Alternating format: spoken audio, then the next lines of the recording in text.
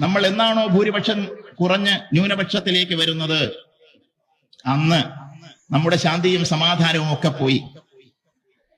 ന്യൂനപക്ഷം ഭൂരിപക്ഷം എന്നൊന്നും പറയരുത് എന്ന് പറയുന്നവനും അങ്ങനെ പറയുന്ന ഭൂരിപക്ഷക്കാരനും ന്യൂനപക്ഷക്കാരനും പോലും ഇവിടെ സമാധാനത്തോടുകൂടി ജീവിക്കാൻ നിർവാഹമില്ലാത്ത ഒരു സാഹചര്യം ഉണ്ടാകും.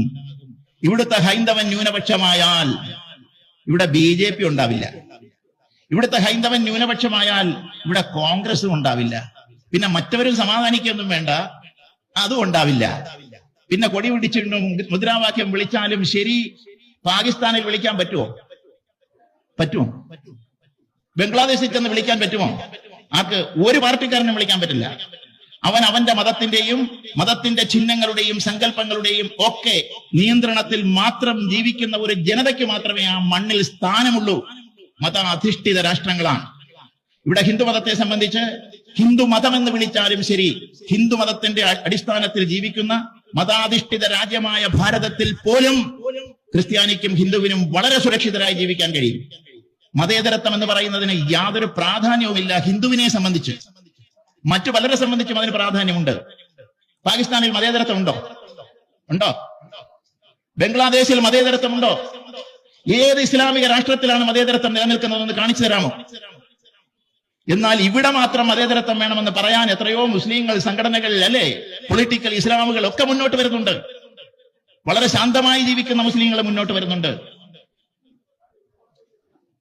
പക്ഷേ അവരും ഒന്ന് ചിന്തിക്കണം.